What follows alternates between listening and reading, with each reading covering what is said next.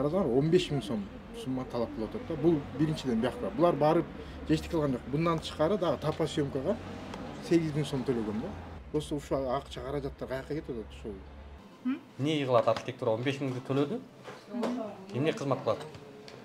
Документтарды даярдап атат. Бишкек башкы архитектуранын тарифин ким бекитет?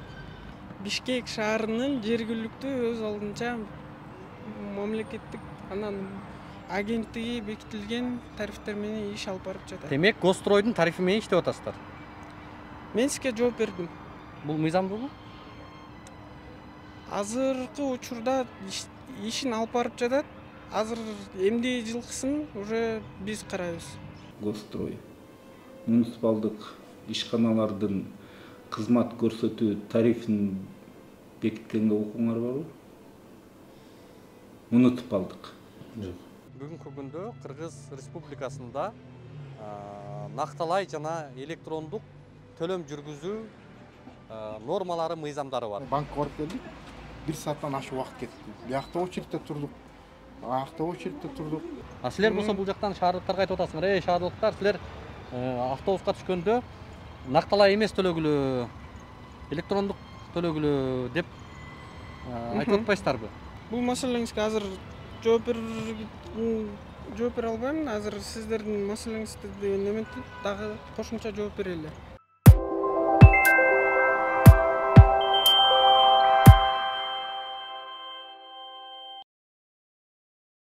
Урматтуу Москва шаарындагы мекендештер, ден соолук өмүр булагы демекчи, үй бүлөңүздүн саламаттыгына да кам көрүүнү унутпаңыз. Айдент медициналык борборунда стоматология, гинекология, урология, терапевтин андан сырткары балдарды сүннөткө отургузуу кызматтарын сунуштайт. Менин катталуучуларым үчүн 20% арзандатуу жана рентген кызматтары акысыз болот. Ошондой эле ишемби күндөрү гинеколог, жекшемби күндөрү терапевтин кабыл алуулары бекер. Айдент медициналык борборунун эшиги 24 саат бою сиздердин кызматта. Дареги текстилшик метросу, Люблинская көчөсү 17, 3-корпус. Айдент. Ооруга асыл мекендеш.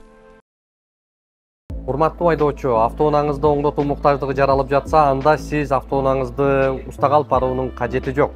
Кадимки кол телефонуңуздан автомент тиркемеси аркылуу автоунаа усталарынын түрлөрүнө, тажрыйбасына, өзгөчөлүктөрүнө карап, сиз автоунааңызды каалаган жерден оңдото аласыз. Ал үчүн автомент тиркемесин Android колдонуучулар Google Play'ден, iPhone колдонуучулар App Store аркылуу жүктөп алып, регистрация кылып коюу жетиштүү болот. Баса, курулуш баштап, ширетүүчүлөрдү издеп жүргөн мекендештерибизге дал ошол жогорудагы тиркеменин иштөө принциптериндей эле ширетмен тиркемеси жардамга келет. Ширетүүчүлөрдү ширетмен тиркемесинен табасыздар. Кененирээк маалыматтар менен төмөндөгү Instagram баракчадан, ошондой эле сайттан тааныша аласыздар. Саламатсыздар, урматтуу көрөрмандар, мен азыр Бишкек шаарынын башкы архитектурасында турам. Өзүңүздөр көргөндөй бирдиктүү терезе. Бул жерде ушул шаар тургундарынын архитектуралык чийимдерин, архитектуралык талаптарын камсыз кылуучу мекеме. Мына азыр биз ушул мекемеге келип бир жагдайга күбө болуп атабыз. Бүгүнкү күндө Кыргыз Республикасында накталай жана электрондук төлөм жүргүзүү нормалары, мыйзамдары бар. Бишкек шаарынын мэриясы жарандардан талап кылып атат. Ушул коомдук транспортко түшүүдө накталай эмес, электрондук төлөөгө өткүлөө, без наличий болсун деп шаардыктарды ушуга чакырып атат. Ошол эле учурда мына Бишкек башкы архитектуранын бирдиктүү терезесине келип, сиздер төлөмдү мен электрондук деп атпайсыңарбы, электрондук түрдө биз төлөм жүргүзөлү деп картаңызды көтөрүп келсеңиз, сизди банктан банкка, терминалдан терминалга чуркаткан саясат бүгүнкү күндө жүрүп атат да. Эмне үчүн мындай бир кош стандарттуу кээ бир учурларда өздөрүнө келгенде мындай накталай жүргүзүүнү талап кылат, ал эми шаардыктардан электрондук төлөмгө өткүлө деген саясатты жүргүзүп атышат. Биринчи элден талап кылгандан мурда, шаардыктардан талап кылгандан мурда өздөрү электрондук норманы киргизбейби? Азыр эми жүрүңүздөрчү, кандай деп, эмне деп жооп беришет?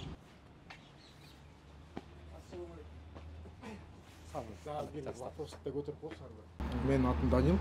Чоң суммада акча талап кылып атат да. Неге? Ар кайсы документациягачы. Мен бүгүн определение границага берген да. 14.000.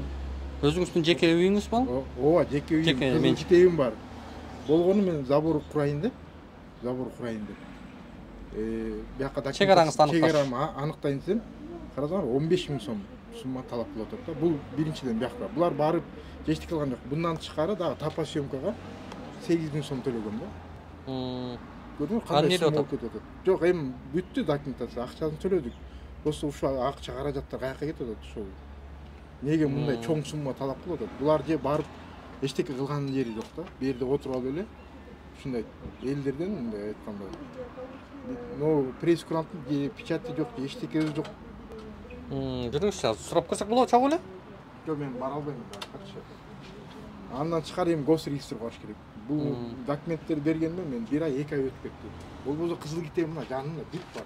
Кызыл китеби бар. 2 ай болду да жүгүрүп жүргөнүмө. Анан Бюрократия. Еще чоң сумма талап кылып атат. Еще силер жана туура вопрос көтөрүп атасыңар. Төлөм боюнчачы. Мына жаңы эле силер айткандай банкка барып келдик. 1 сааттан ашык убакыт кетти. Биякта очередьте турдук. Акта очередьте турдук. Силер айткандай же машина коерго жер жок. Ушундай жүгүртүп атат да. Же бул зданиянын ичинде болсо бир жөн эле да төлөгөнгөчү. Башка жакка барат болсо. Мына шаардыктарга шарт түзүп аткан Бишкек шаарынын мэриясы.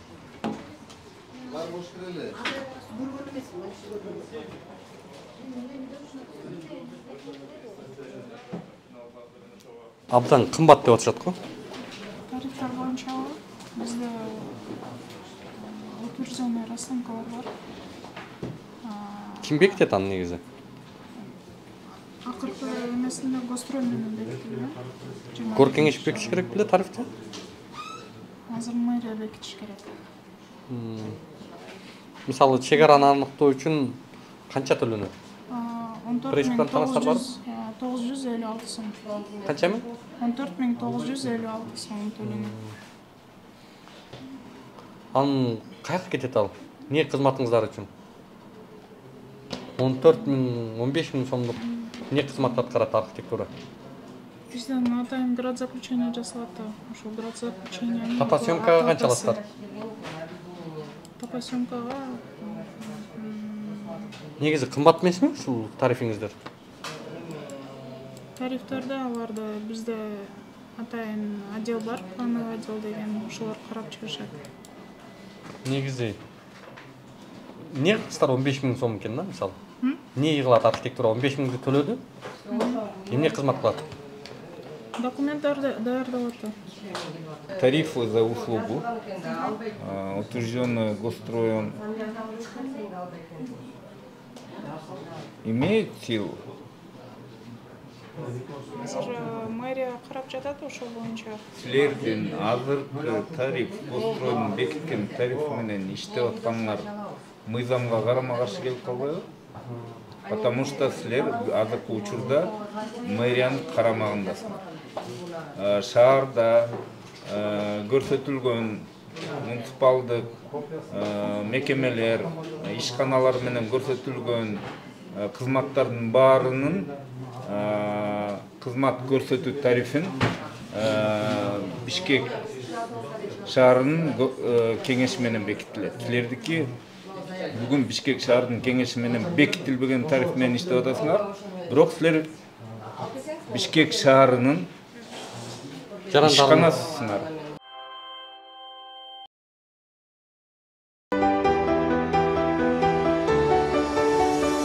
Эгерде сиз жеңил өнөр жайын баштоого максат кылып, бирок тигүүчү машинкаларды алууда ойлонуп жүргөн болсоңуз, анда бул жарнама сиз үчүн. TikTok Шивемак дүкөнү сапаттуу заманбап машинкаларын 3 айдан 18 айга бөлүп төлөө мүмкүнчүлүгүн жарыялап жатат. Ошондой эле үй кожойкелери үчүн кайсы бир тигүү цехине барып иштебестен өз үйлөрүнө сатып алып, буйрутма менен иштөөгө дагы мүмкүнчүлүктөр жаралууда. Шаар ичине жеткирүү берүү кызматы акысыз. Аталган тигүү машинкаларына кепилдик 2 жылга берилет. Ош шаарындагы Дареги Касымбеков көчөсү 8, телефондор 0708 39 39 75, 0760 46 21. Бишкек шаарында Элебесов көчөсү 235, телефондор 0740 09 00, 0707 88 85 48. Урматтуу Москвадагы мекендештер, Кыргызстанга жүк салууну каалап, бирок кимден жиберүүнү ойлонуп жаткан болсоңуз, биз сиздерге ишенимдүү ишкерди сунуштайбыз. Бул ишкердин аты жөнү Зайырбек Маматкаримов. 12 жылдан бери иш алып барган командасы сиздин аманатка кыянатты кылышпайт. Кыргызстанга салган жүгүңүздү күндүн аптабына же кыштын ызгаарына калтырбастан атайын жүк сактоочу кампасы Бишкек шаары Профсоюз көчөсү 38/1 дарегинде жайгашкан жүктү Москванын бардык жеринен өздөрү алып кетет. Алган жүктү Кыргызстандын 7 дубанына жеткирүүнү да кепилдешет. Кыргызстанга жумасына 2 машина жиберилет. Жүк баасы көлөмүнө жараша 500 рубльдан өйдө баланат. Дареги Нижегородское метросу, Перовское шоссе 9, строение 7. Байланыш номерлери +7 926 788 70 70.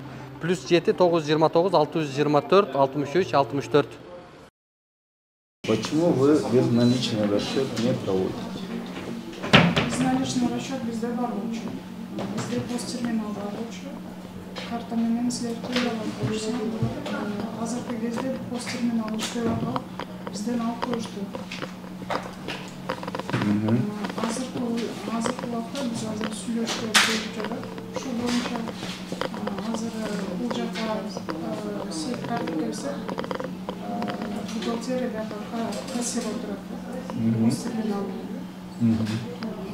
Теперь, отказывая в безналичном расчете, вы понимаете, что нарушаете права граждан в расчете по безналичному расчету? Biz hazır rukovodstvo'yla söylüştük. Bu boyunca da işler жүрүп жатат. Bir cumanın içinde чечилип коюшу. Bizde de заказчиктерге условия түзүүбүз керек.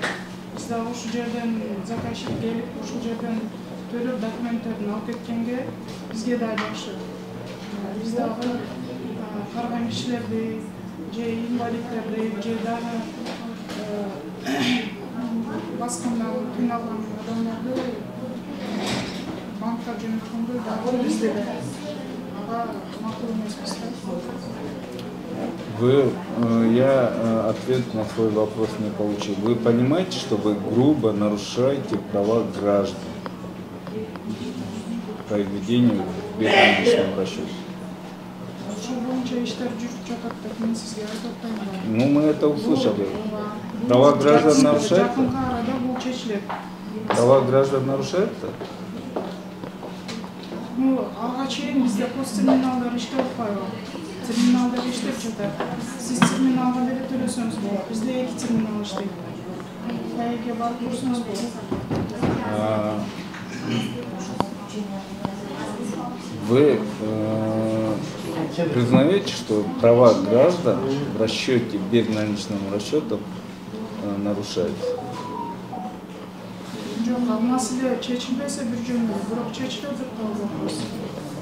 В данном случае вы понимаете, что права граждан нарушаются? Права граждан нарушаются. Bu mesele süйлөшүлбөсө, чечилбесе бир жөнү. На каком основании вы мне отказали прием безналичного расчета? Я вам не отказала. Вы отказали? Вы мне сказали, что здесь терминала, посттерминала не существует. Ну это же временное явление. На данный момент, хоть и временно, вы мне отказали? На данный момент, хоть и временно, вы мне отказали? Да. На данный момент вы мне отказали? На данный момент да, потому что сейчас посттерминала отказали, да? Отсутствует. Отказали, да? Я вам не отказываю. Я вас попросила оплатить. По карточке примите сейчас? Отказывайтесь принимать. Ну, у нас пока нету отказывайтесь, такой да? возможности. Отказывайтесь. Я не отказываюсь. Тогда примите по карточке. Вам придется тогда подождать. Как вы решите?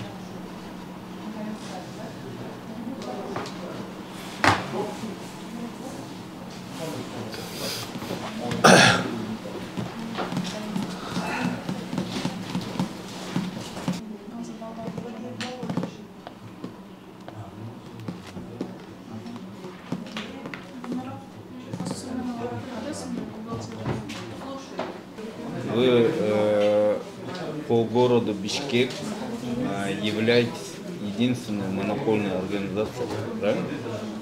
В сфере изготовления, подготовления разрешительных документов, правильно? Проекты вы утверждаете. Почему, являясь монопольной организацией, вы должным образом не организовали условия оплаты?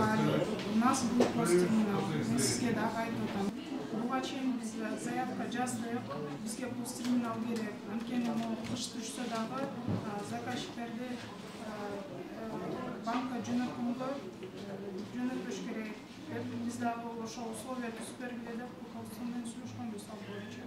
Азыр ошол маселенин баары чечилип атат.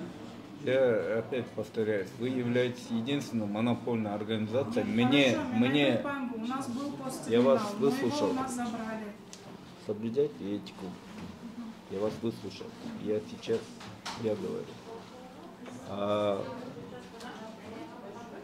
Еще раз повторюсь, вы являетесь единственной монопольной организацией. Мне больше некуда идти. Нету альтернативной организации, где готовят такие документы.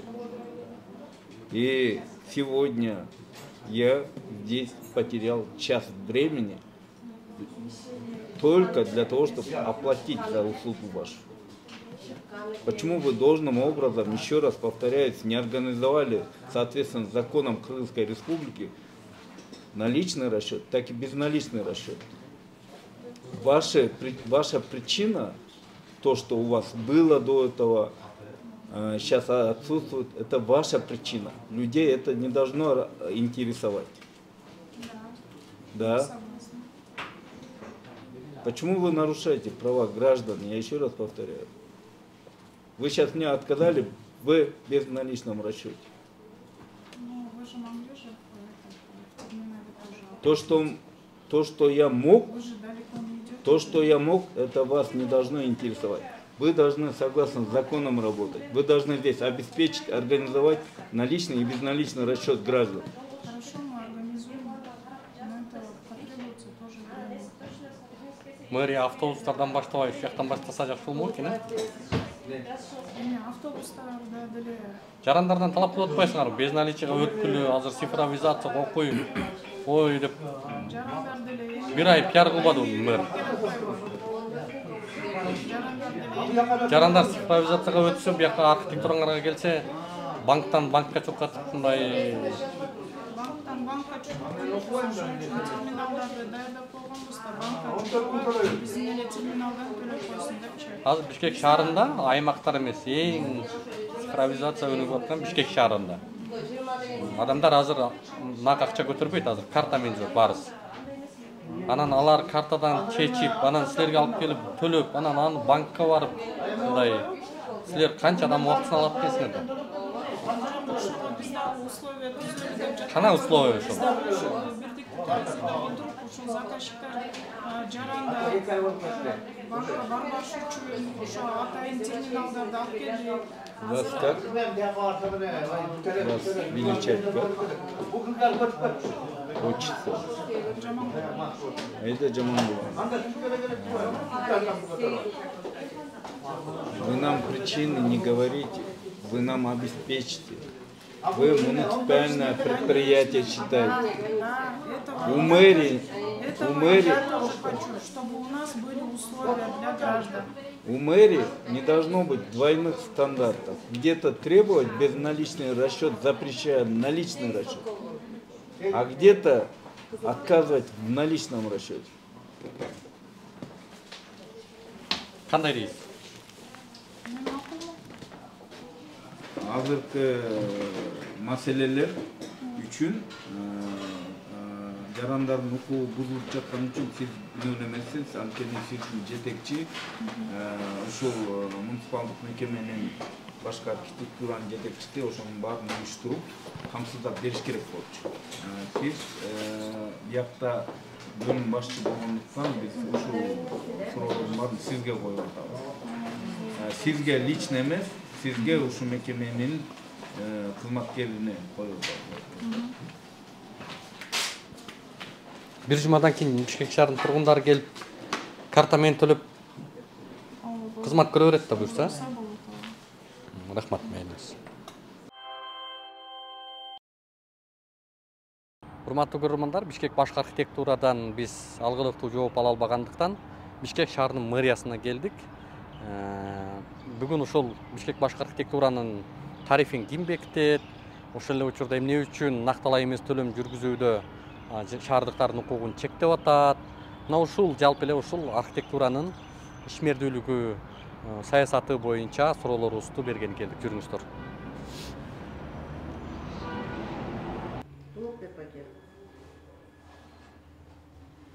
Или Кыцымару. Çok bu. Ya kaçı bozkun da? Тарифинди ала чыксын.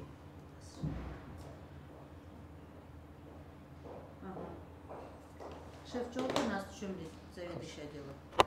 Рахмат. Улукбек атыбыз журналист. Муниципалдык мүлк, жер пайдалануу жана архитектура бөлүмүнүн башкы адиси Исманов Чолпонбек.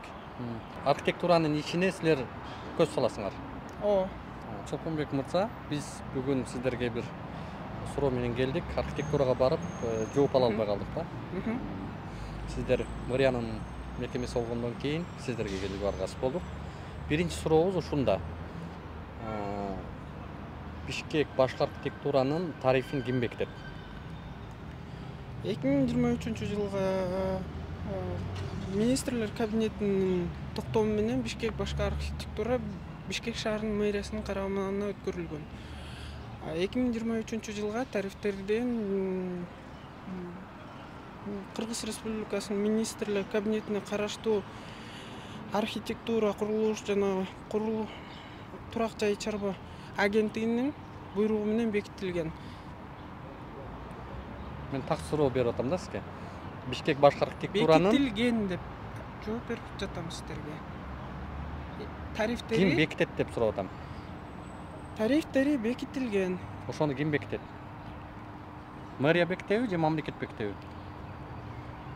Бул Бишкек башкы архитектура муниципалдык ишканасы азыркы учурда бекитилген тарифтер менен иштеп иш алып барып жатат. 2024-жылкы карата тарифтери эмдиги жылы каралат. Жылдын аягында эмдиги жылы каралат. Жылдын башында. Мен суроома канааттандыра жооп ала албай атам да. Тарифти ким бекитет деп суроо берип атам. Сиз Кыргыз мага өкмөтү деген бекитеби же мэрия бекитесиздерби деп атам да. Ким бекитет тарифти? бул муниципалдык ишкана биз карайбыз. Учредители мэрия. Мэриянын карамагындагы ишкана. Анан Мунун тарифи услугасын ким аныктап, ким бекитет? Бишкек башкы архитектуранын тарифтери антимонополный служба менен биргеликте каралып бекитилген. 2023-жылга бекитилген. Ошонун негизинде бекитилген же бекитиле элекпи деген суроону бербедим. Мен бекитилген деп атам. Жок, бекитилген билип атам. Ошону ким бекитет? Сиздер Ким ыйгарым дагы башка суроолоруңар бар болсо, конкреттүү суроолоруңарга кагаз түрүндө жооп бергенге даярбыз. Сиз ошо суроолоруңарды берсеңиздер, биз да ошолорду жооп берели. Анан сиздерден азыр тагыраак эмне маселе болуп атат, ошону айтсаңыздар. Мен сизге мына 3 жолу кайталап берип атам да. Бишкек башкы архитектуранын тарифин, услугасынын тарифин ким бекитип берет? Муниципалдык ишканалардын тарифтери Ким аркылуу бекит? жергиликтүү өз алдынча башкармалыгы менен Бишкек шаарынын Несі Бишкек? органдары менен. Кайсы органдар менен? Бишкек шаарынын мэриясы, Бишкек шаардык кеңеш бар. Эки жергиликтүү өз алдынча башкаруу органы бар Бишкек шаарында. Ошо Бишкек шаарындагы муниципалдык ишканалардын тарифтерин ушул мен сизге көрсөткөн эки орган бекитип берет. Суроону мындай, сиз эми бул тармакта эң башка адис экенсиз да. Мисалы, тиги Госстройдун ал мамлекеттик агенттик болуп эсептелет, ал мамлекеттик орган. А сиздер муниципалдык ишканасыздар. архитектура тагыраагы Бишкек башкы архитектураны айтып атам. Ошондо Бишкек башкы архитектуранын тарифин, кызматын мэрия бекитип береби же Госстрой бекитеби? Ким бекитет? Бишкек шаарынын муниципалдык ишканаларынын тарифтерин Бишкек шаарынын жергиликтүү өз алдынча мамлекеттик анан биздин мекемелер бекитет. Тагыраак айтканда Бишкек шаарынын мэриясы жана Бишкек шаардык кеңеши деп атам. Ким аркылуу бекиди? Бүгүнкү тариф ким бекитти? 2023-жылга карата мамлекеттик агенттиги бекитилген тарифтер менен иш алып барып жатат. Демек, Госстройдун тарифи менен иштеп атасыздар. Мен сизге жооп бердим. Жок, Госстройдун тарифи менен? Мен сизге жооп бердим. Госстрой бекиткен тариф менен иштеп атыпсыздар. Бишкек башкы архитектурасы, бул мыйзамдуубу? Азыркы учурда ишин алып барып жатат. Азыр эмне жылкысын уже биз карайбыз. Бул мыйзамдуубу? Быйылкы учурда Быйыл мыйзамсызбы бул? Мыйзамсыз эмес. Мыйзамдуубу? Мыйзамдуу. Кайсы кантип далилдеп бересиздер? Мыйзамдуу экенин. Сиздер бул сурооңузду мага кагаз түрүндө айырмасы канча сиздер билесиздер да. Мен сиздерге азырден толук кандуу бул сурооңузга деген жооп бере албайсызбы? Жооп бере албайм. Түшүнүктүү. Экинчи суроо. Бүгүнкү күндө мамлекетибизде накталай жана накталай эмес төлөм жүргүзүү атайын мыйзамда бекитилген. Тагыраагы электрондук түрдө төлөм жүргүзсө болот. Сиздер айтып атасыздар, Бишкек мэрі чыгып айтып атат. Ой, шаардыктар, силер электрондук түрдө төлөгүлө, силер накталай эмес төлөм жүргүзгүлө, могу коомдук транспортко түшкөндө силер накталай эмес жүргүзгүлө деп пропаганда кылып ушуну айтып атасыздар да. Анан биз Бишкек башкы архитектурасына барып бир кызмат менен барып калдык. Ал жактан барып ошо накталай эмес карта менен төлөйлү десек, ал жакта андай төлөм жүргүзүлбөйт экен. Ушундан улам Бишкек мэриясы эмнеге жарандарга башка, өзүңөргө келгенде башка иш, мындайча айтканда, кош стандарттуу саясат жүргүзүп атасыздар. Буга кандай жооп бересиздер? Эмнеге жарандардын жарандык укугун бузуп, жарандардын жарандык укугу төлөм жүргүзүү мүмкүнчүлүгүн чектеп атасыздар? Электрондук төлөм жүргүзүү мүмкүн болуш керек эле, менин билишим боюнча. Акыркы жолу качан барып, сиздер ошол Бишкек башкы архитектураны көзөмөлдөп турат экенсиздер. Качан барып текшерип, качан барып ошонун иши менен тааныштыңыздар эле? Ар дайым. Анда эмнеге билбей атасыз? Болуш керек эле деп атасыз да? Мен ар бир маселесин көзөмөлдөп карап турабыз. Ошо ар бир маселесинин бирөөсү жанагы электрондук эмес төлөм жүргүзүп атышат да. Ошону ким көзөмөлдөп? Кандай кылып электрондук? Накталай эмес төлөм жүргүзгөнгө Кыргызстанда мыйзам жол берет да. Ооба. Ошол накталай эмес төлөм жүргүзөм деген киши бүгүн банктан банкка, банктан банкка чуркап, мындайча айтканда шаардыктардын убактысын алып, укугун тепсеп, Бишкек башкы архитектура ушундай ишти жүргүзүп атыптыр. А силер болсо бул жактан шаардыктарга айтып атасыңар, эй шаардыктар, силер автобуска түшкөндө накталай эмес төлөгүлө, электрондук төлөгүлө деп айтып атпайсыздарбы? Неге андай?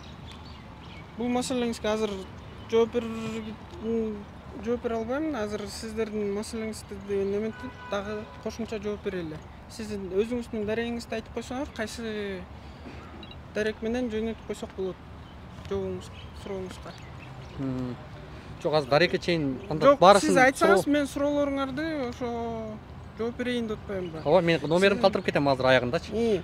Накталай төлөө биринчиси бул жатат деп атасыңар. Биринчиси бул эмне үчүн кандай негиздеме менен Бишкек башкы архитектуранын төлөмдөрү, тарифи бүгүн кандай жүрүп атат, ким жүргүзүш керек, ким аныктап берет аны?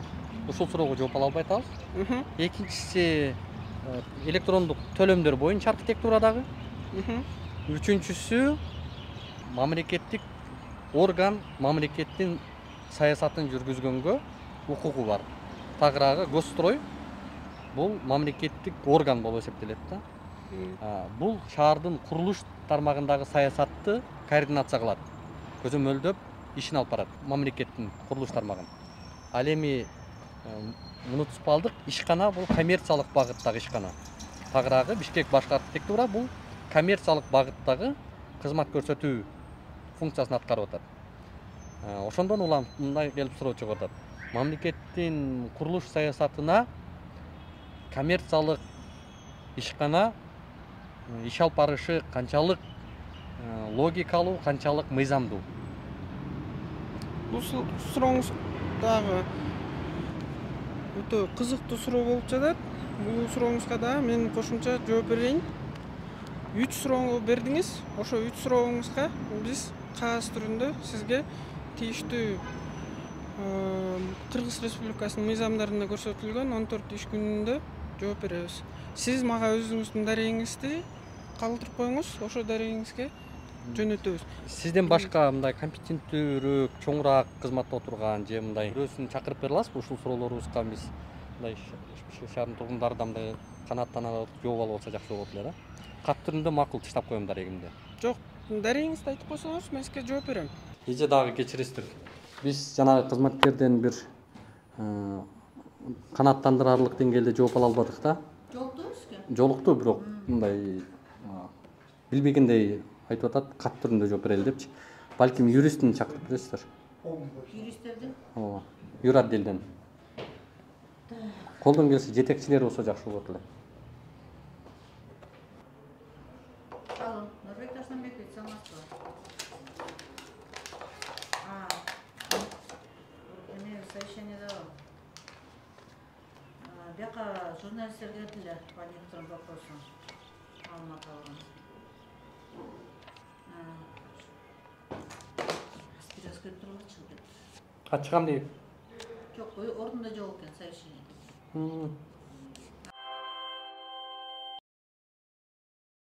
Урматтуу көрөрмандар, биз жогоруда ушул Бишкек башкы архитектуранын шаар тургундарынын архитектуралык кызмат көрсөтүү ишинде белгиленген тарифин дал ушул Кыргыз Республикасынын министрлер кабинетине караштуу архитектура, курулуш жана турак жай коммуналдык чарба мамлекеттик агенттигине, мындайча айтканда госстройдун тарифине макулдашып, ошолордун макулдугу менен тарифти бекиткенбиз деп айтканын уктуңуздар.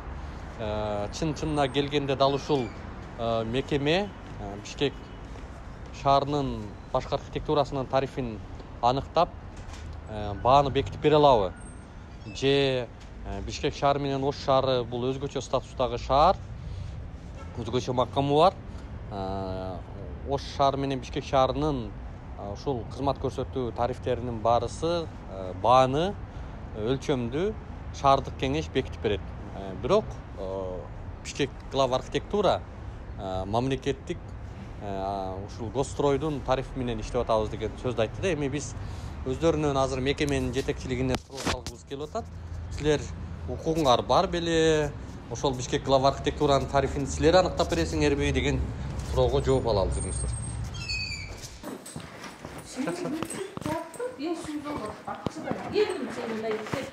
Бишкек башкы архитектура азыр муниципалдык ишканада турабы? Ооба. Ошолордун карамагына качан өттү эле? Ошол жылдын башында өтүп кеткен. Ушул жылдын башында, силер госстрой муниципалдык ишканалардын кызмат көрсөтүү тарифин бекиткенге укуңар барбы? Муниципалдык. Жок. Жок, Жок. Бүгүн архитектура эмне себептен анда госстройдун бекиткен тарифи менен кызмат көрсөтүүгө тарифи менен иштеп атышат? Биз эле бекиткен жокпуз. Ал бекитилген тариф Минэконом менен утверждаться этилет, макулдашылат. Ошол тариф. Биз макулдаштырып эле беребиз. Силер билесиңерби, мыйзам боюнча Бишкек Ош шаары өзгөчө статуска ээ. Ооба. ошол аймактарда кызмат көрсөтүүдө, муниципалдык кызмат көрсөтүүдө ага болгон тарифти Бишкек шаардык жергиликтүү кеңеш бекиттерин билесиздерби? Мыйзам боюнча. Укпап турмун. Сиздер билбейсизби? Укпап турмун. Сиз азыр айтып атасыз. Укпап турмун. Сиз килтеген мамлекеттик госстройдун директордун орун басары. Ценовая политика боюнча бул жактан биринчи зам карайт. Ал билет ал. Сиз анда азыр чакырып бересизби? Биз ошол үчүн атайын келдик тактабыз. Ошол маселебиз. Жок, дагы да маселе бар да. Биринчи орун басарсыз да? Бишкек башкы архитектура. Азыр Бишкек мэриясынын карамагында муниципалдык ишкана. Муниципалдык ишкана кызмат көрсөтүүдө эмне себептен мамлекет бекиткен тариф менен иштеп атат. Мен мэриянын маселесин биз азыр жооп берелиби? Алардын өзүнүн тарификациясын кылышты да, правильно? Сейчас политику мэрия да, муниципалдык деп атпайсызбы? Алар алып барышат да. Азыр биз мэриянын артынан биз канчалыкка жооп бере алабыз? Биз бул кишиге суроо берип атабыз. Бишкек шаарынын ишканалары муниципалитет бекитип берет. Бишкек шаарынын кеңешинин токтому менен. Бүгүнкү күндө они не переутвердили. Это законно. Эски тарифы. Силердин тариф менен иштеп аткандагыз. То, что архитектура работает. Вопрос ошондон турбайбы? Получается, по госстройдун алдында турган тарифтер менен алар иштеп атат. Бишкек ош шаары өзгөчө статуска ээ. Алар аякта көрсөтүлгөн, аймакта көрсөтүлгөн муниципалдык мекеме ишканалар тараптан көрсөтүлгөн тарифтердин баары жергиликтүү кеңеш менен бекит. Ошо гор кеңеш когда өтүп атканда, принимать этип атканда бизден указ чыгып, Бишкек глав архитектураны алып атканда, госстройдун алар өздөрүнүн гор кеңештин эмесинде утверждениясында болду да, структурасын карашты. Ошондо бекиткени примерно биз көчө өзүбүздүн маселебиз менен кызмат пайдаланууга барсак, биз суроо берсек, бөлүм башчы ооба биз переутверждение болгон эмес деди. Биз Бишкек шаардык башкы башкармалыгынын архитектор менен ушул суроо боюнча дагы башка суроолор боюнча суроо берели десек, бекитип чыкпай койду. Бизге силер түз карамагыңарда болбосо да, алардын курулуш тарабында ишин силер баары көзөмөлдөйсүңөр да. Ошондуктан биз силерге суроо берели дедик эле. Ошол мыйзамдуу, ошо тариф менен иштеп атканы бир. Эми аны азыр мыйзамдуу мыйзамсыз дегенде мэрия ал өзгөчө, тем более статус столицасы бар, закону бар. Статусы столицы турабы? Сиз азыр айткан. Анан азыр анын мыйзамын биз бул жерден талкуу кылганга туура эмес болуп калат. Почему? Потому что биз өзүбүздүн эмес менен иштейбиз. Хорошо, анда силерге башка суроо. Силердин кызмат көрсөтүүдөгү тариф Бишкек ош шаарына распространяться этеби анда? Суроону анда башкача айтканда. Анда биз тарифти антимонополия бекитип берет да бизге. Антимонополия согласовывает.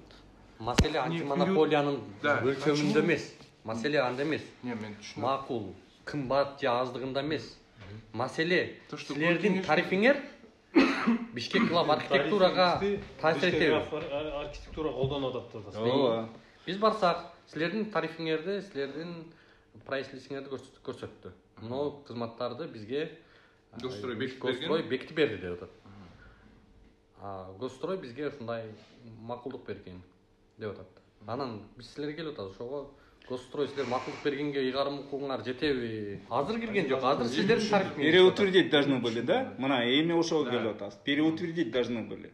Вы же не уполномочили их тариф утверждать. Переутвердить должны были. Значит, алар относительно Бишкек глав архитектура азыр айтып атат. Значит, алар бизге алар не относится. Значит, алар бүгүнкү күндө тарифин переутверждать этпейби жергиликтүү кеңеш менен мыйзам бузуп атат да, туурабы? Ал боюнча биз баа бере албайсыздар. Бирок сиздер тийишиңиздер жокпу бул жерде? Жок. Анда Неге сіздерге алар айтып атат? Бізге Госстрой бекітіп берген мына деп атат. Неге бекітіп бердіңіздер? Бұл жылдың башында архитектура мэрияға өтіп кетті. Өткенге чейин алар биздин карамагыбызда болчу да. Маселе ошондо. Болчу. Өткөндөн кийин ал өзгөчө. Эми ал уже мэриянын вопросу да, биздики эмес. Сіздерге тиешеси жок. Анда экинчи маселе. Силердин ушу Кыргызстанда курулуш жагынын саясатын тескеп көзөмөлдөгөн органсыңар. Мен жана суроо берип атпайбынбы? Мамлекеттик жана муниципалдык ишканалардын правовой статусу кандай болуп эсептелет? В части чего? Правовой статус. Ну, юрлицо уже они же. Муниципальные, правильно? Органы тоже юридические лица. Их правовой статус по закону определяется правовой статус. Именно деп. Хорошо. Их правовой статус коммерческая организация. Что государственное предприятие, что муниципальное предприятие. И бүгүнкү күндө Бишкек глав архитектуранын правовой статусу коммерческий организация болуп Бишкек шаарында курулуш саясатын коммерческий организация жүргүзө алабы? Силер өзүңөр мындай суроо силер. Ну же хозрасчетный же не. Муниципальный. Сиздер азыр биз кеткенден мыйзамды бир сере ачып карагыла, мен айтып атам. Коммерческий организациянын 3 түрү болот. Мамлекеттик коммерческий организация, муниципалдык коммерческий организация жана жеке коммерческий организация. Үчөөнүн баштапкы максаты мыйзамда. Извлечение выгоды деп турат. Мыйзамда ал четко жазылган. Ошондо бүгүнкү күндө Бишкек башкы архитектура өзүнүн укуктук статусу коммерциялык организация болуп атса, ал мыйзамда баштапкы максаты акча табуу болуп атса, ал Бишкек шаарынын курулуш саясатын кантип жүргүзөт? Мыйзамга ал туура келбейт да. Бишкек шаарынын курулуш саясатын бир коммерциялык организация жүргүзүп атат. Не, здесь маселе муниципальный болгондо сейчас они и канча архитектура, Бишкек глав архитектура существует эткенде, они на самофинансировании. Да, ушуга чейин жок. Подождите. Самофинансирование же были, правильно? Геп самофинансирование болбой эле. Вопрос другом, мен бияк түшүнүп атат. Геп алар коммерциялык организация. Мыйзамда мамлекеттик болобу, жеке болобу, муниципалдык болобу, коммерциялык организациянын башты максаты пайда табуу деп көрсөтүлгөн. Пайда. Иметь выгоду, прибыль. Анан коммерциялык организация деп статусу ушундай. Алардын азыр уставын ачып карасаңар, мыйзамды ачып карасаңар, алардын правовой статус коммерциялык организация. Анан буга чейин 30 жылдан бери эгерде бирөө бул маселени көтөрбөсө, это не означает ал туура деп. Биз бүгүн өзүбүз ошол жака барып бир маселелер менен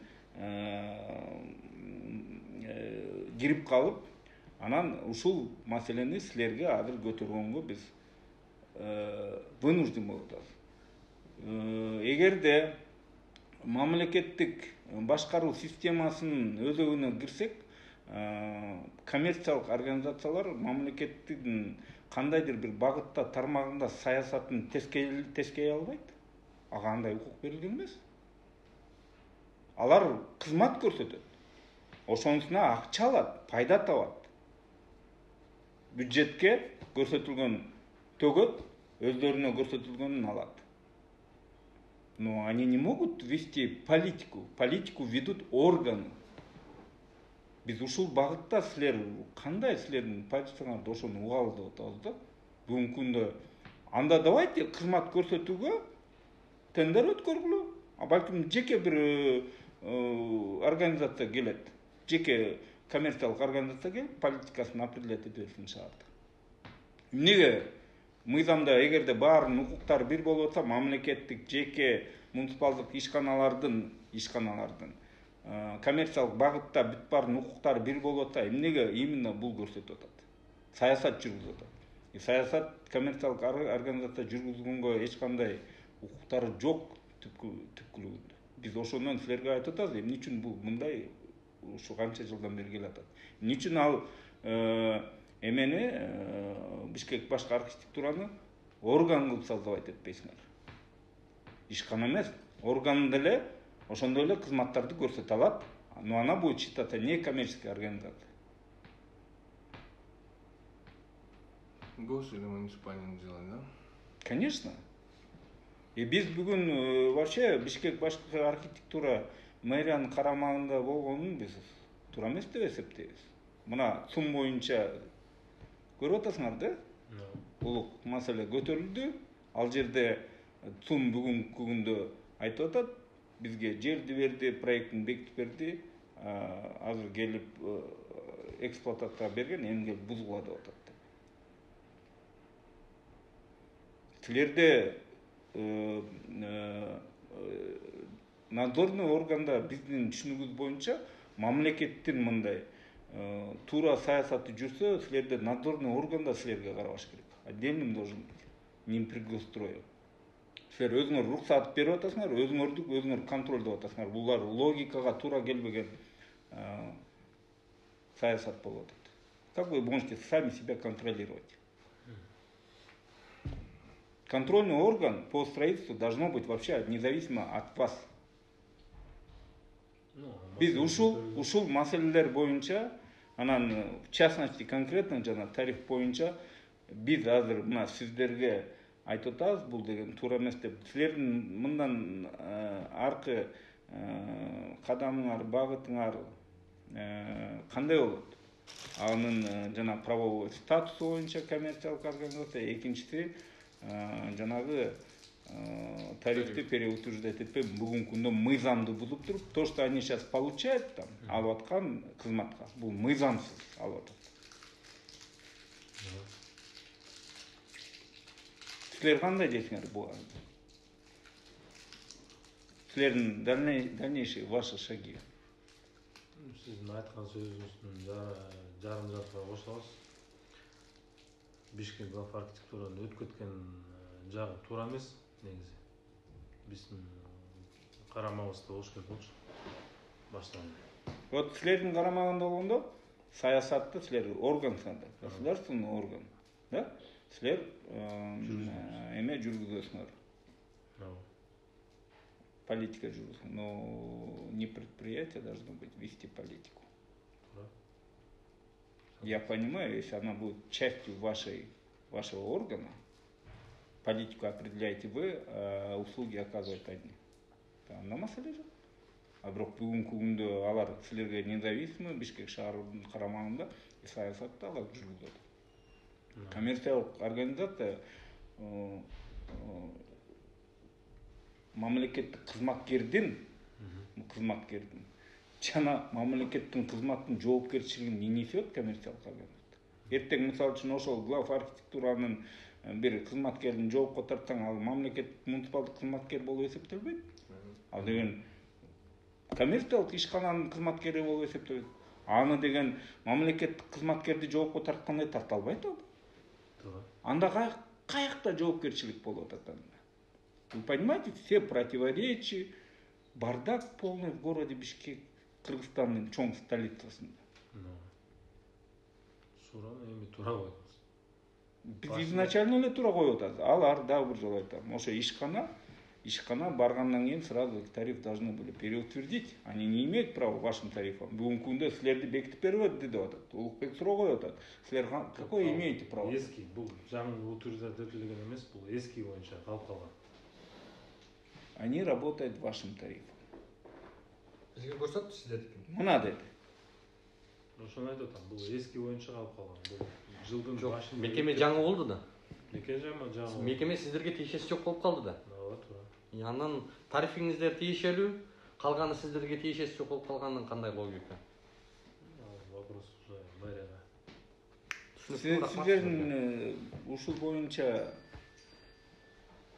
жетекчилигиңиздерге жеткизиңиздер. Кандай болот? Жетекчиңиздер өлкө башчыга жеткизсин. Бишкек шаарынын саясаты мондай көрүнгөн жерде строительный компаниялар бүгүн каалагандай чоюп, шаарды кысып, анан айтып атабыз пробка, анан шаардын стратегиясы, анан шаардын тазалыгы, анан биздин таза аба деп сөз кылабыз. Жардамыңыздар менен Биз бар окшойт. биздин да жетекчибиз башчы айтылган. Азыр момент процесс ошону. Мэриянын астында канча депутат турат, канча чиновник турат, баарысы көздөрү кызарып Бишкектин каалаган жеринен жерлерди чыгарып кетип атышат. То есть каалагандай строительный иштер жүргүзүп атышат. Архитектура иш жүргүзүүдө она должна быть независима от мэрии. Почему? Туура. Потому что мэр может өзүнүн саясатын жүргүзүп туура деп эсептеп, бирок бул кандайдыр бир курулуш нормаларына, курулуш саясатына туура келбей калышы мүмкүн. Бирок он подчинение, он будет заставлять команду. Поэтому эртеңки күндө бир кандайда коррупциялык иштерге жол ачылат. Анткени начальниги мэр болуп атат. Бул маселе эгерде архитектура мэриядан өзүнчө болсо, мэр анын кылып аткан ишин көзөмөлдөш оорчулук жаратпайт. Мыйзамдар бар, нормалар бар. Өзүнүн астында мэрияда отделдер бар. Ошого жараша көзөмөл жүргүзө берет. Туура. Бирок аны мындай сал, тигиндей сал деп командовать этпеш керек. Зависимый болуп калып жатасыздар. Зависимый. Андан сырткары теги Алабукадагы буга чейин съемка кылган элек. Алабуканын архитектору өзүнүн бир туугандарына башка жакта эмес, именно архитектуранын мекемесин сатып алгандыгы, сатып жибергендиги тууралуу. Сатып жүргөн ал боюнча сот иштери болуп атат азыр. Алабыз аны Кудайым буюрса. Жетекчисине кандай чара көрдүңүздөр? Жетекчисин жумуштан алган. Бизге чейин эле алынган. Алар өткөндө биз барганда мындай деп атат. Жер кайтарылды мамлекеттен, имущество бунуку деп. Бирок имуществону бузуш үчүн ошо сот иши болуш керек. Анан билесиңер да, имуществода строительный норманы бузуп туруп салынган. Чапташып туруп салып койгон. Бир здание турган. Болгон мыйзамдын баары бузулган азыр.